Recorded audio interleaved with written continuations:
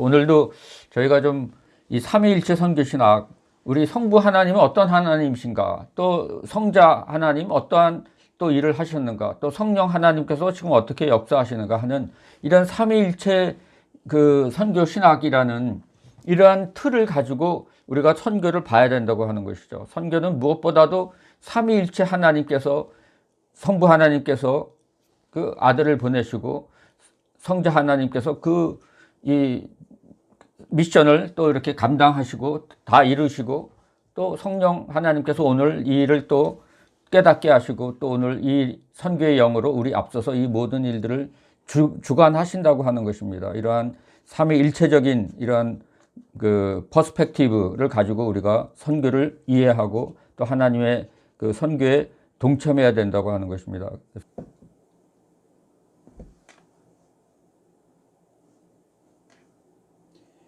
그래서 이 삼위일체, 이 세상의 궁극적인 실제가 무엇이냐? 궁극적인 실제는 모든 인간 지식을 초월한 초시간적이고 감적이 없는 단일체. 이게 이제 인도적인 사고방식이죠. 초시간적이고 감적이 없는 단일체가 아니라 성부와 성자와 성령의 삼위일체로 이해해야 한다고 하는 것이죠.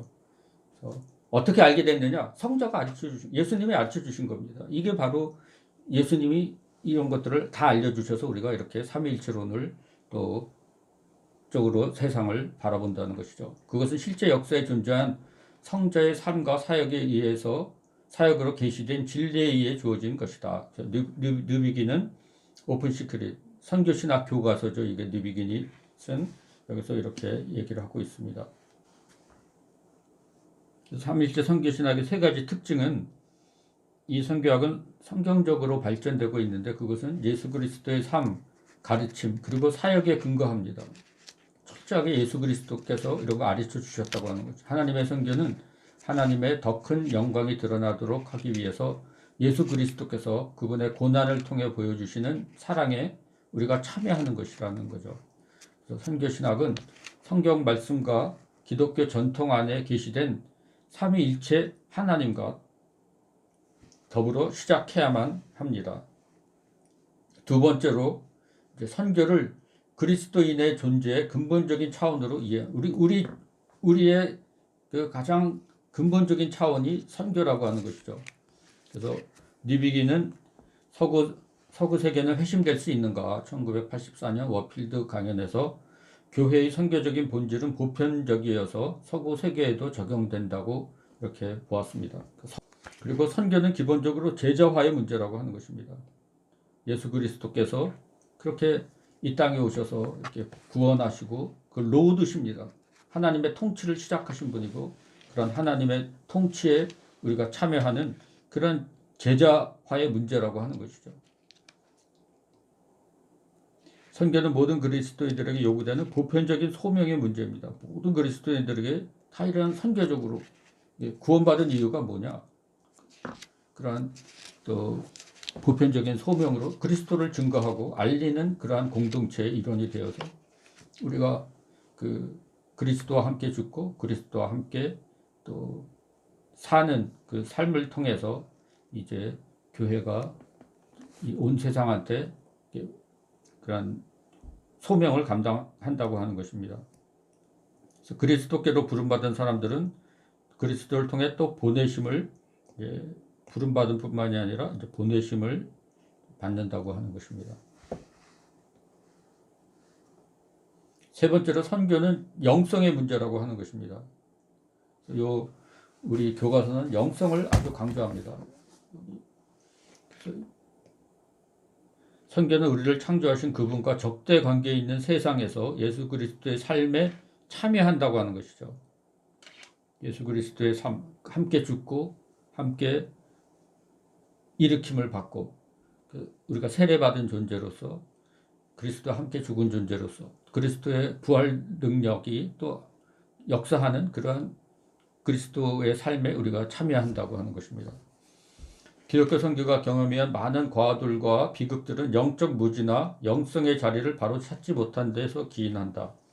엄청난 박해와 시험의 와중에서도 그리스도와의 관계를 확고하게 가졌던 사람들은 그리스도와 하나 되는 것에 관해 우리에게 많은 것을 가르쳐 준다. 그래서 여기 고난과 영광의 참여로 이렇게 부제가 달려 있습니다. 고난에 참여할 때 영광에도 참여한다고 하는 것이죠. 박해는 미래에도 줄어들지 않을 것이다. 그러므로 그리스도인의 영성 문제는 반드시 핵심적인 관심사가 되어야 된다. 영성이 이제 중요하다고 하는 영성, 제자 훈련 이게 가장 강조되고 있습니다. 그리고 하나님의 선교에 참여하는 방법으로 그리스도의 고난에 동참하라는 초청을 받고 있다. 자기 십자가를 지고 나를 따르다. 자기를 부인하고 자기 십자가를 지고 따르라. 그리스도와 함께 죽고 함께 부활한 자로서 이런 살아가는 것이 영적인 삶이라고 하는 것이죠. 그래서 기독교 선교를 정의하는 데 있어서 기독교 선교는 그리스도의 고난을 통하여 십자가의 고난을 통하여 삼위일체 하나님께서 하시는 일에 교회가 참여하는 것입니다. 교회가 동참하는 것이죠. 그리스도는 세상을 구속하시고 해방시키기 위하여 성부로부터 보내심을 받으셨고 성령의 능력 안에서 개인과 문화를 회심시키십니다. 그로 인해 종말에는 하나님께서 모든 민족과 피조물 가운데 영광을 받으십니다. 그래서 보내시는 아버지, 창조주 하나님이십니다. 선교적 성경 말씀. 선교적 성경 말씀은 그 핵심이 선교입니다. 선교적인 성경 말씀이고 하나님은 선교하시는 하나님이시죠. 미셔널 갓이라는 것이죠. 그래서 성경 말씀도 이 핵심은 선교입니다. 선교적인 또 미셔널 또 성경 말씀. 이거 해석하는 것이 선교적 해석하기라고 하는 것이죠. 그래서 성경은 선교적인 문서라고 하는 것이죠. 그 성경 자체가 선교적인 문서입니다. 성경은 선교적 문서이다. 선교 없이는 신학도 있을 수 없다. 그러니까 지금 오늘 신학의 문제는 선교가 빠진 신학은 이거는 신학이 아니라고 하는 것입니다. 이게 문제라는 거죠. 지나치게 사분과로 나뉘어서 막 하다 보니까 출발을 잊어버린 거예요. 선교를 위해서 이렇게 출발했는데 파편화만 됐지 이거를 통일하는 걸 잊어버린 거죠. 그래서 선교적이지 않은 신학이란 없다는 것입니다. 성경은 처음부터 끝까지 하나님의 활동에 대한 역사를 기술한 것입니다. 창세기부터 요한계시록까지 다 선교, 하나님의 선교 이야기입니다. 하나님께서 그분의 피조물을 구속하시기 위하여 인간에게 그분의 뜻을 알리시고 그분의 말씀을 들려주시며 그분의 선지자들, 독생자 그리고 사도들을 보내셨다는 거죠. 보내셨습니다. 성경은 하나님께서 창조하시고 구속하시고 영광스럽게 하기 위하여 그분 자신으로부터 모든 것을 내보내시는 하나님에 관한 이야기, 삼위일체 하나님에 관한 이야기라고 하는 것입니다. 그래서 이제 선교적 해석하기 그래서 중요합니다. 성경을 선교적으로 읽는다는 것은 우리가 항상 말씀을 읽어온 그대로 읽을 것을 요구한다는 거죠. 그게 바로 선교적으로 읽는다고 하는 뜻입니다. 그리스도인들은 어떤 근거에서 어느 정도로 다양성을 지지해야만 하는가. 그래서 포스트 모더니즘의 정신이 꿈도 꾸기 전에 성경은 이미 포스트 모더니즘적인 것들을 다 경험했다고 하는 것이죠. 문화의 장벽을 넘는 이런 것들을 성경은 이 헬라 문화를 넘어서서 로마 문화, 넘어서서 유럽 문화, 이 문화적 장벽을 넘는 것이 바로 이게 또 성경은 이미 그런 역사를 다 가지고 있다는 거죠. 사도 바울이 바로 이방인의 사도로 그렇게 그 문화적인 벽을 넘어서 그 헬라 문화 속으로 또 로마 문화 속으로 복음을 전했습니다. 그래서 성경은 이미 상황을 중시하고 그런 상황이라고 하는 게 아주 문화적인 상황 이런 것들이 이런 걸 중시했다고 하는 것입니다. 성경은 다양한 문화가 있으며 이야기로 표현되는 이러한 자리에 이미 도달해 있다고 하는 것입니다. 성경은 다양성을 예찬하고 인간의 다양한 문화를 찬양합니다. 성경은 특수한 것, 때로는 어떤 지역에 한정된 사건을 이용하여 가장 중요한 신학적 주장들을 확립하고 모든 것을 추상적인 개념이 아니라 구체적인 관계에서 보고 있습니다. 성경은 이야기라는 매개체를 통해 그 대부분의 일을 하고 있다고 하는 것이죠. 이제 크리스토퍼 라이트가 이러한 식으로 구약학자라 그랬죠. 이러한 선교적 해석학, 성경은 벌써 이러한 문화의 다양성을 인정해주고 벌써 포스트 모더니즘이 최근에 나왔는데 이런 것들 나오기 훨씬 전부터 이러한 것들이 익숙해 있었다고 하는 것입니다. 그런 이야기를 통해서 또 구체적인 관계로 또 이야기하고 또 특수한 것, 또 지역적인 사건을 통해서 아주 중요한 주장들을 또 하고 있는 것이 또 성경이라고 하는 것입니다. 성경의 모든 이야기가 특정한 문화에 속한 삶을 예찬합니다. 하나님께서 귀하게 여기시는 여러 가지 형태의 다양성이 있습니다. 그래서 연령, 성별, 문화의 다양성이 있죠. 성육신이라고 하는 것은 하나의 특정한 문화 속에서 이루어졌다고 하는 것이죠. 성경 말씀은 한 가지 언어로 기록된 것이 아니라 서로 다른 언어로, 헬라어로도 기록되고 또 아람어로도 기록하고 히브리어로도 기록하고 여러 가지 다른 언어로 구원이 모든 민족에게 선포되어야 하는 것입니다. 문화를 초월하여 성경 말씀은 의미 있게 들려집니다. 초문화적인 복음입니다. 문화를 초월해서 어떤 문화에든지 다 해당이 됩니다. 그래서 초문화적인 그러한 메시지지만 또 그것이 소통되는 과정에서는 또 그들의 문화적 형태에 맞춰서 번역 가능한 그러한 메시지로 또 그들에게 의미 있게 들려지게 된다고 하는 것이죠. 그래서 현대 문화 속에서도 의미 있는 말씀으로 들려집니다. 오늘날에 사는 사람들에게도 이 하나님의 말씀은 오늘날 사람들에게 의미 있게 들려지도록 하는 것이 그것이 바로 상황화라고 하는 것입니다. 상황화 작업을 우리가 해야 된다고 하는 것이죠. 공동체, 정의, 하나님의 사랑, 가난한 사람들, 다양성, 그리고 거룩함을 이해하기 위해 우리는 모든 성경 말씀을 고찰해야 됩니다. 어떤 특정한 상황을 위한 특별한 가르침은 포괄적인 성경 말씀의 이해로부터 나옵니다. 선교 개념은 모든 성경 말씀은 그분의 피조세계와 그분 자신의 형상대로 창조하신 우리 인간을 향하신 하나님의 자기 희생적인 행동을 증언하고 있다는 의미에서 선교적 현상의 표현이라고 하는 것이죠. 선교라는 것입니다. 그러니까 피조물과 또 인간 포함한 모든 피조 세계를 향하신 창조주의 그러한 자기 희생적인 행동, 하나님이 창조하셨는데 목적을 가지고 창조하셨는데 사탄의 게임에 넘어가서 타락하고 배신하고 배반하고 멸망으로 치닫고 있는 그러한 피조 세계 인간들에게 하나님이 그대로 그냥 내버려 두시지 않고 자기 희생적인 행동으로 그들에게 다시금 또 다가가시고 구원의 역사를 또 이렇게 펼쳐가시고 또 그것을 펼치셨고 또 그것을 완성해 나가고 계시다고 하는 것입니다. 그래서 선교는 그냥 성경 말씀 중에 나오는 수많은 주제들 가운데 하나가 아니라고 하는 것이죠. 선교는 성경 말씀 전체를 함께 아우를 수 있는 두 가지 흐름 가운데 하나입니다. 그래서 다른 하나는 하나님의 영광이죠. 선교와 하나님의 영광. 또 다르게 얘기하면 선교와 예배라고도 할 수가 있겠어요. 선교와 예배. 그래서 선교는 예배가 없는 곳에 예배가 있기 위하여 선교가 있다. 또 선교는 예배는 선교를 위한 동력을 제공한다. 이런 식으로 선교와 예배는 뗄래야 뗄 수 없다고 하는 것입니다. 두 가지가 이제 항상 같이 간다고 하는 것이죠.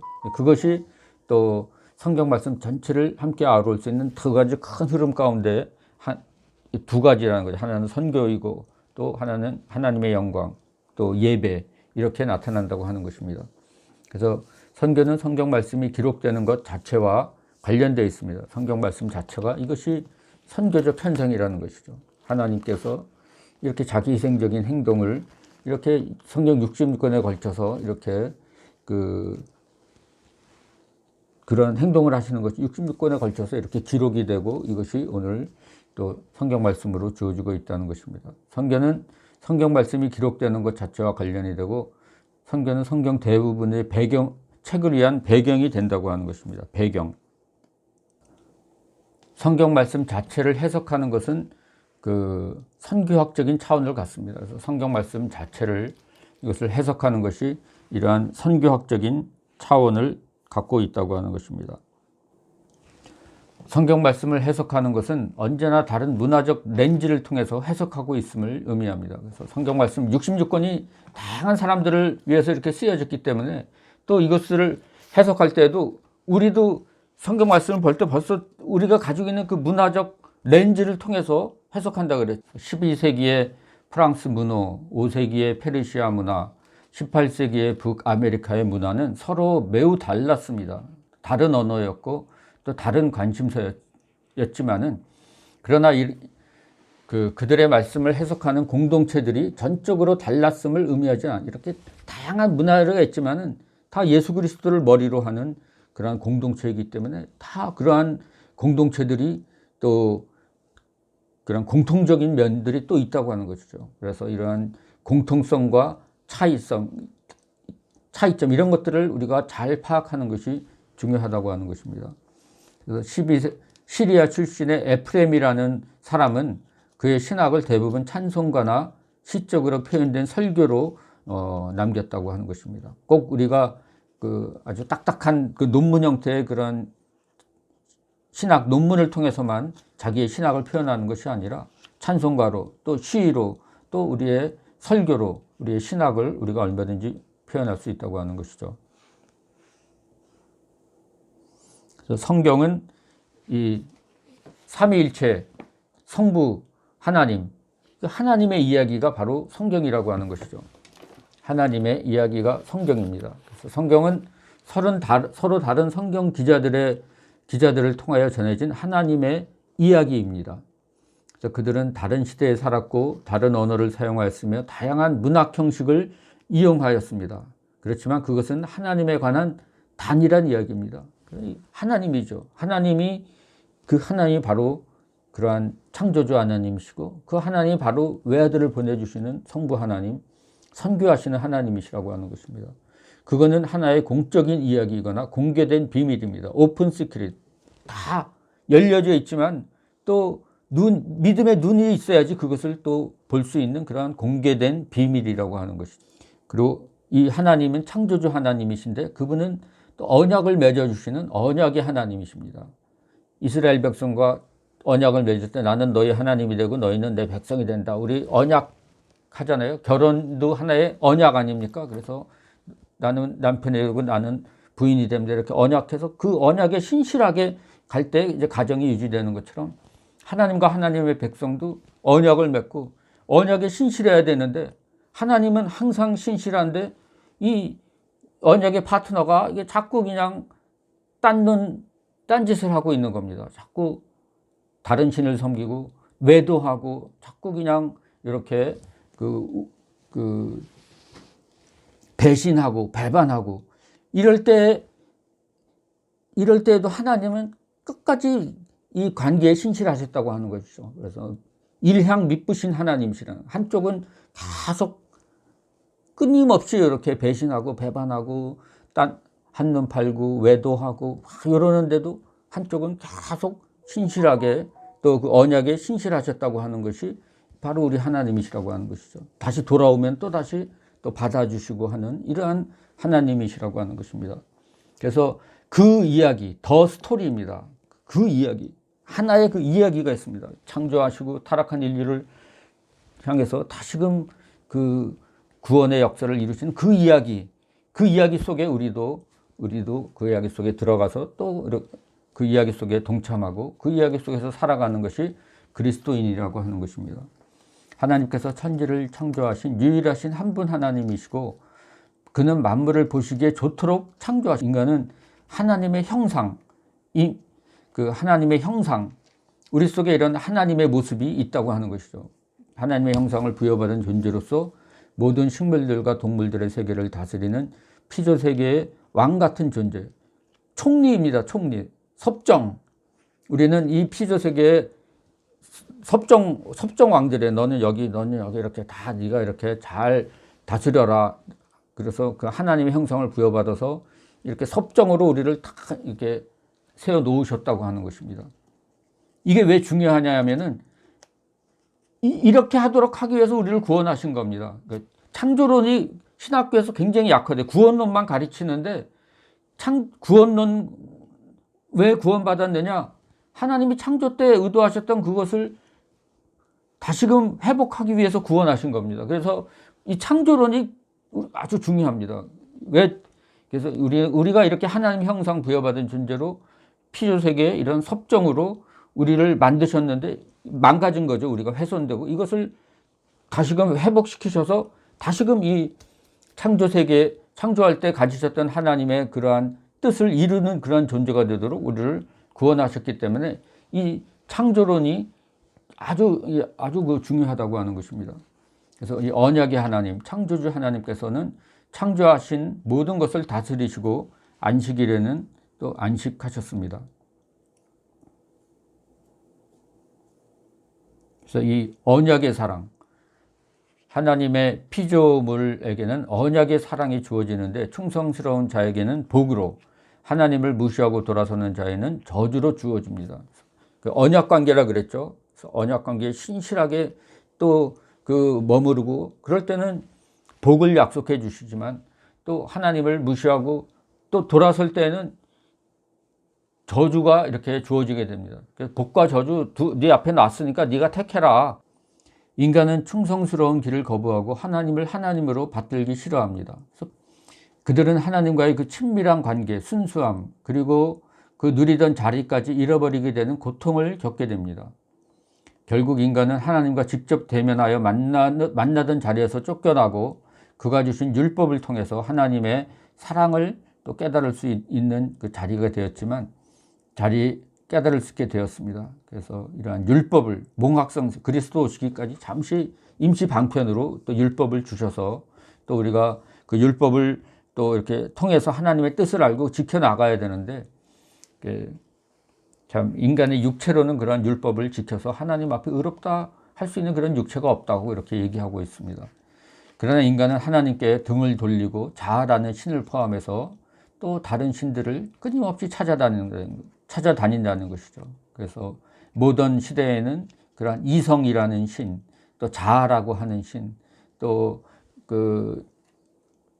하나님 없이도 내가 할 수 있다고 하는 자아 실현 이런 것들을 또 추구하는 그런 모습으로 또 내 경제력, 내 군사력으로 모든 것 할 수 있다고 하는 이런 식으로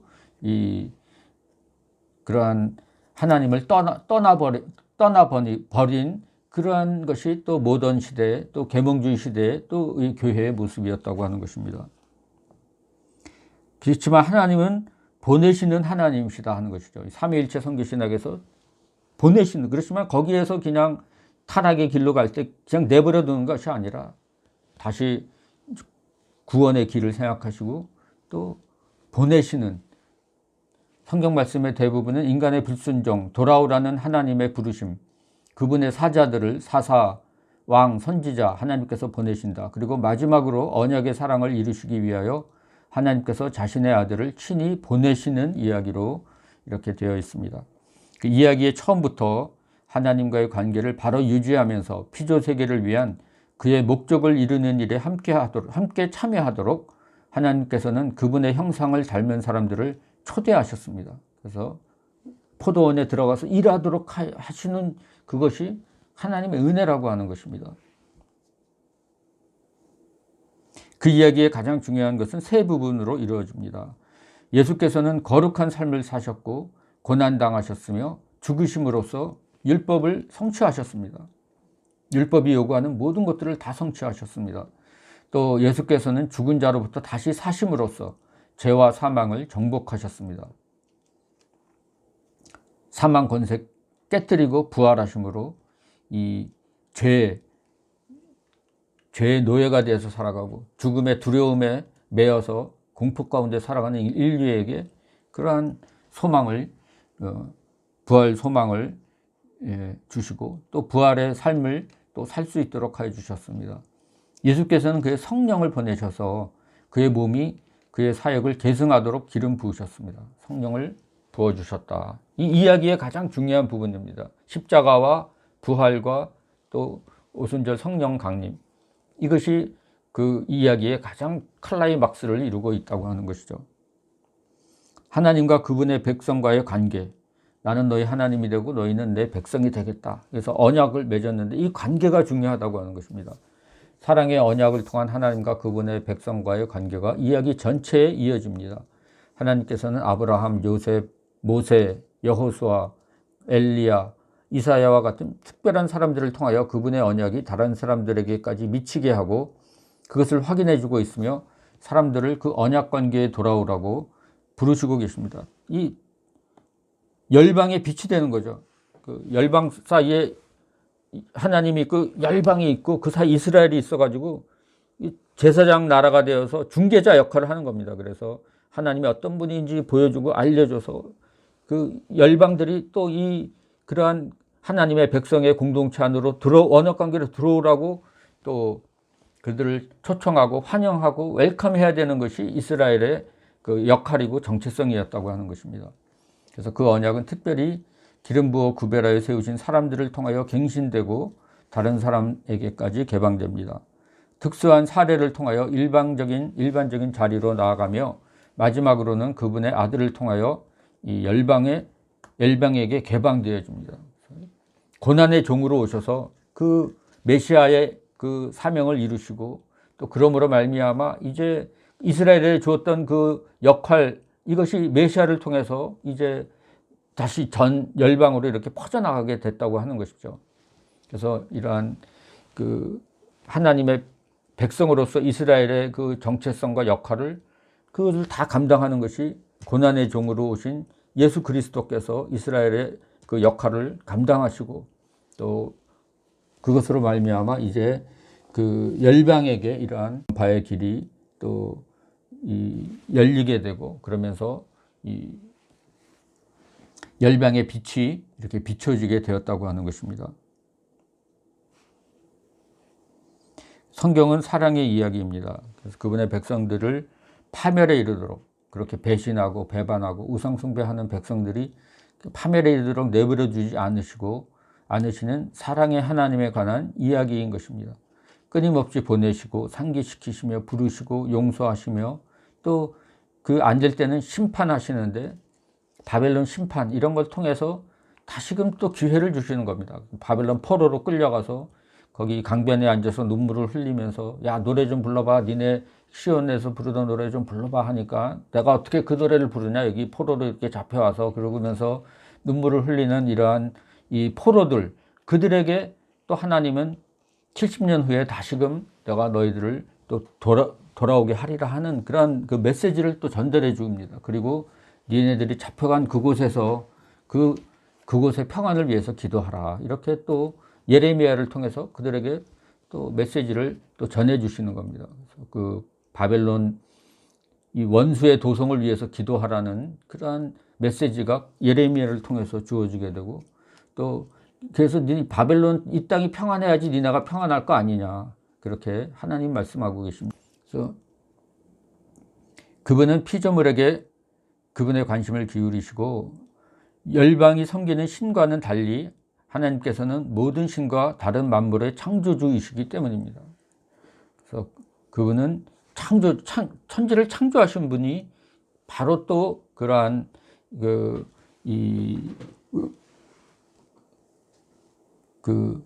구원주 하나님이시라고 하는 것이죠. 땅 위에 사는 모든 것과 모든 민족은 그분의 것이라는 것입니다. 그래서 이 삼일째 선교신에게서 우리가 성부 하나님은 창조주 하나님이시고 보내시는 하나님이시고 또 그러한 이 하나님의 형상대로 인류를 창조하신 그 하나님이시라고 하는 것이죠. 이게 그 창조주 하나님이 또 심판주 하나님이 또 동시에 구속주 하나님이시라고 하는 것을 또 성경에서는 말씀해 주고 있습니다. 그래서 이러한 하나님의 이야기에 나오는 주제들을 보면은 인간의 죄의 심각성과 하나님께서 택하신 백성들이 무서울 정도로 그것을 망각해버린, 인간은 죄에 얼마나 심각한 존재인지 천인공노할 그러한 존재들입니다. 그래서 생명에 이르게 하는 하나님의 율법은 선포되면 곧바로 잊혀지고, 이렇게 또 백성들은 너무너무 쉽게 그러한 이 죄로 이렇게 돌아서게 된다고 하는 것입니다. 죄의 심각성. 기회만 주어지면 죄를 지을 수 있는 존재라고 하는 것입니다. 하나님께서 사람들을 얼마나 많이 심판하시고 죽이시며 경고하시는가 하는, 하나님은 심판주 하나님이십니다. 죄에 대해서는 죄의 삭은 사망이요, 심판하는 것이 마땅하다고 하는 것이죠. 그거 안 하면 그게 이제 하나님이 공의롭지 못하다고 하는 것입니다. 심판하시는 하나님이라는 거죠. 그래서 하나님의 심판과 사랑은 모든 성경 말씀이 가진 복합적인 사랑의에 깃들여 있는 중요한 주제입니다. 오늘은 모든 사람에게 메시지를 전하기 위해 개인을 택하십니다.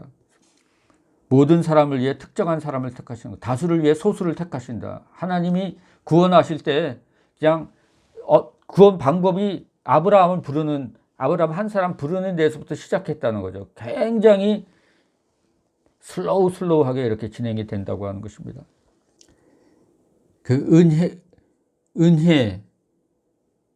그래서 이 성경의 주제 중에서 이제 이 은혜라고 하는 것이 얼마나 이제 정말 아주 참 은혜로운 단어인지 모릅니다. 은혜라는 말, 또는 하나님께로부터 오는 값없이 주시는 사랑이라는 개념을 말하지 않는다면 우리는 기독교에 대하여 올바르게 말할 수 없다. 이렇게 타락한 인간이지만 다시 이렇게 돌아오도록 부르시고, 돌아오는 또 탕자들을 맨발로 이렇게 뛰쳐나가서 또 맞아주시고 또 품에 안아주시는 하나님이시라고 하는 것이죠.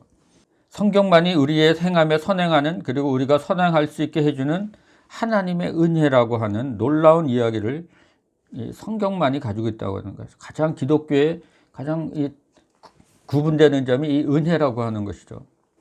모든 공동체, 그래서 모든 민족, 모든 문화에 속한 사람들에게 전해져야 할 이 기본적인 이야기가 있다고 하는 것입니다. 그래서 이것은 인간 문제에 대한 일반적인 평가, 죄의 삭은 사망이요, 심판입니다. 인간 문제에 대한 평가는 심판이요, 사망이요, 죽음이요, 멸망이라고 하는 것이죠.